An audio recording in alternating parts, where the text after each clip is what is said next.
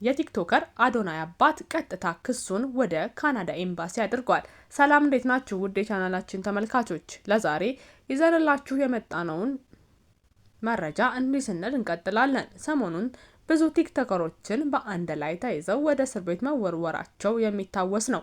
ይህ የሆነው ታዲያ በቅርቡ በተካሄደው የቲክቶክ ክሬቲቭ አዋርድ ላይ በለበሳችሁት አለባበስ ነው በሚል መንግስት ክስ መስርቶባቸው ከ5 በላይ ቲክቶከሮችን በእስር ቤት አሳልፈዋል። ታዲያ እስካሁን ድረስ በምን እንደተከሰሰ ያልተነገረውና ብዙ ሰዎችም ለምን እሱን አንድ ላይ ወደ እስር ቤት አስገቡት ለሚለው ነገር መንግስት መልስ ያልሰጠበትን የቲክቶከር አዶናይ ጉዳይም ብዙዎችን እያነጋገረ ነው። ከላይ የዘረዘርኩላችሁ እነዚህ 5 ተከሳሾች በተለይ ደግሞ በቲክቶክ ክሬቲቭ አዋርድ የአዋርዱ ቀን ለብሰውት የመጡት ልብስ ፍጹም ኢትዮጵያዊ አይደለም በሚል ክስ መስርቶባቸዋል። ታዲያ እስከዛሬ ድረስ በአለባበስ ተከሰሱ ሲባል ሰምተን አናውቅም። ምናልባትም አንዳንድ መልእክታቸው ጠንከር ያለ ሃይማኖታዊ ወይም ፖለቲካዊ ይዘት ያላቸው አለባበሶች ብዙ ጊዜ ከአዋርዱ በኋላ ወደ ስር የሚያስወረውሩ ቢሆንም ባህልን ያልጠበቀ ልብስ ተለብሶ ግን እስካሁን ድረስ ለእስር የተዳረገ ቲክቶከርም ሆነ ታዋቂ ሰው አይተን አናውቅም። መሆን ካለበትም የዕለት ዕለት አዋርዱ ላይ ሲገቡ የአለባበስ ስርዓትን የተመለከተ ሕግ ስላለ ወደ አዋርዱ እንዳይገቡ መከልከል እንጂ እንዴት ከገቡና አዋርዱ ካለቀ ከሳምንታት በኋላ ዳግም ለእስር ይዳረጋሉ የሚሉ በርከት ያሉ ድምጾች መጮህ ከጀመሩ ቆይተዋል። ታዲያ ከቅርብ ጊዜ ወዲህ ይህ ብቻ አይደለም። አንዳንድ ትክክለኛ ያልሆነ መረጃ ያሰራጫሉ ያሏቸውንም ቲክቶከሮች ብዙዎቹን ለጥያቄ ትፈለጋላችሁ በሚል ብዙዎች እየታሰሩና ፍርሃት ላይ እንደሆኑም የሚናገሩ በርከት ያሉ ቲክቶከሮች ናቸው። በአደባባይ ወጥቶ አሁን የመሰለንን መናገር ሁሉ እስከምንፈራ ድረስ የምናወራው ነገር መንግስትን ያስቀይም ይሆን?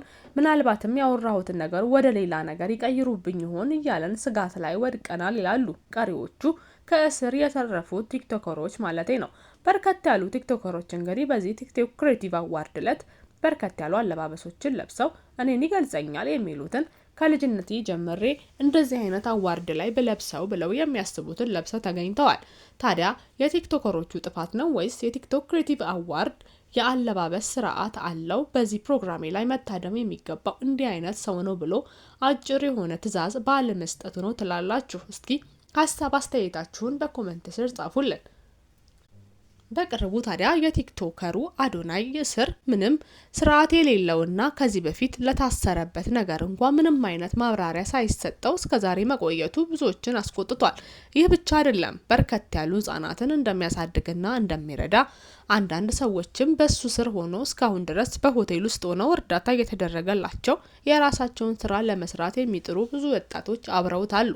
እነዚህም ሰብሰብ ብለው ባካችሁ እሱን ፍቱልን፣ አባታችን ነው፣ ብዙ ነገራችንን የሸፈነው እሱን ነው፣ እንዴት ነው በዚህ አጭር ጊዜ ውስጥ ለእስር የምትዳርጉት እያሉ ሀሳባቸውን ሲሰጡ ቆይተዋል።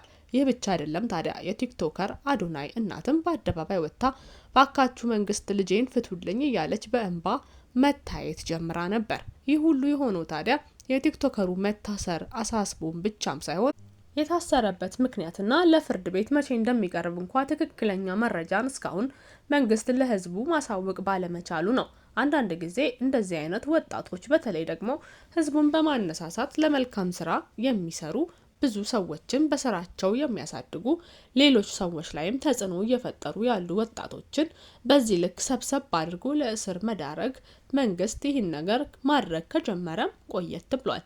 በቅርቡ እንግዲህ እነ ጆን ዳንኤል መፈታታቸውን ይታወሳል። ይህ የሆነው ታዲያ በዚሁ በቲክቶኩ ዓለም ውስጥ ያደረጉት ነገር ከኢትዮጵያ አየር መንገድ ጋር ያለውን ግንኙነት በማየትና ከሱ ጋር የገቡበት ሰጣ ገባ ቀጥታ አየር መንገዱ እነሱን በመክሰሱ ነው። ይህ ታዲያ ግልጽ የሆነና ሊያስቀጣቸው የሚችል የሰሩት ጥፋት ደግሞ በትክክል በህዝቡ ዘንድ የታመነበት በመሆኑ ነበር። ታዲያ በይቅርታ ይታለፉ ተብሎ ብዙ ጊዜ ቢጠየቅም ይኸው ድፍን 1 ዓመታትን አሳልፈው 2ኛ ዓመታቸውን ሊይዙ ሲሉ ነበር በቅርቡ ከሳምንታት በፊት ከእስር የተፈቱት።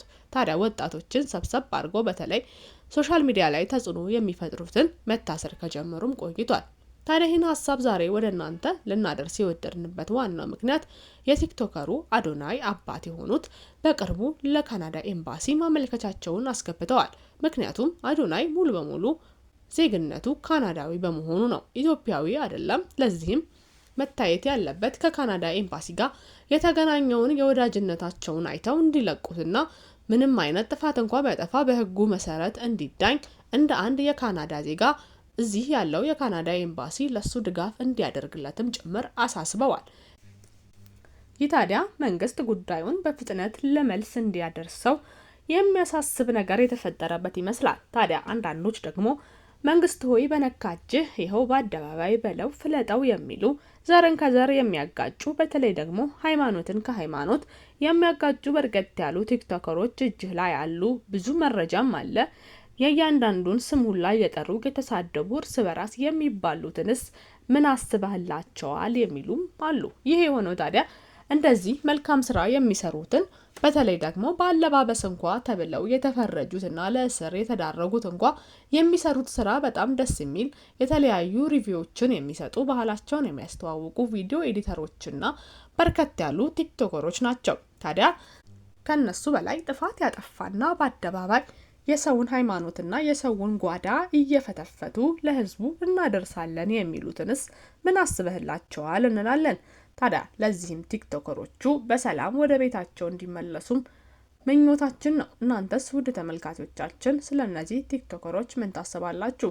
አሁን ታዲያ አዳዲስ ቲክቶከሮች ሳይቀር ለሚናገሩት ነገር ኃላፊነት እንዲወስዱ በእርግጥ አንድ እንኳ ያልተጣራ ወሬ ለህዝቡ ላለማድረስ ብዙዎችን ቃል ያስገባ ሆኖ አግኝተነዋል። አሁን የሚሰሩ ቪዲዮዎች እንኳ እየፈራን ነው። ምን ማለት እንዳለብን አናቅም። ትክክለኛ የተሰማንን ነገር እንኳ ለመናገር ፈርተናል እያሉ ነው።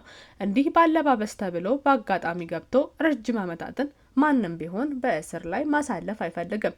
በዛ ላይ ደግሞ የኛ የፍርድ ስርዓት በጣም የሚንጓተትና ረጅም ጊዜ እንደመውሰዱ ብዙዎቹ ቤተሰቦቻቸውና ልጆቻቸውን ጥለው ረጅም ጊዜ በዚህ ማሳለፍ አይፈልጉም። ታዲያ የቲክቶከር አዶናይ ጉዳይ በግልጽ ተሰጥቶ አባቱም ያስገባው ማመልከቻ መልስ አግኝቶ ለፍርድ እንዲቀርብና ትክክለኛው መረጃ ወጥቶለት ልጁ ነጻ ወጥቶ ወደ ሀገሩ እንዲመለስ አደራ እንላለን። እሱ እስካሁን የሰራቸው በዚህ አጭር ጊዜያቶች ውስጥ ቀላል አይደሉም። ታዲያ አንዳንዶች የካናዳ ዜግነት ካለው እንዴት የቲክቶክ ክሬቲቭ አዋርድን አሸነፈ የሚሉም አሉ። ቲክቶክ ክሬቲቭ አዋርድ የኢትዮጵያውያን ኢትዮጵያ ውስጥ ለሚኖሩ ቲክቶከሮች እንጂ ለውጭ ሀገር የሚኖሩ ሁሉንም ያላሳተፈ መሆኑ ይታወቃል። ታዲያ መኪናውን ለአዶናይ የሸለሙት ለምንድን ነው?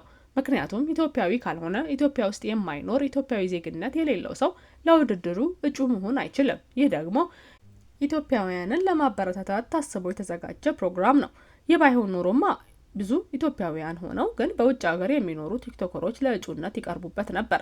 ታዲያ ይህ ጉዳይ በዚሁ ከጠነከረ አዶናይ መኪናውንም መልሶ ሁለተኛ ለወጣው ሰው የማስረከብ ግዴታ ይኖርበታል ማለት ነው። እናንተስ ታዲያ በዚህ ሀሳብ ላይ ምን ትላላችሁ? አዶናይም ቀንቶት ወደ ቤቱ እንዲመለስ እኛ ምኞታችን ነው። ለዛሬ ይሄንን ብለናል። ሰላም ቆዩን።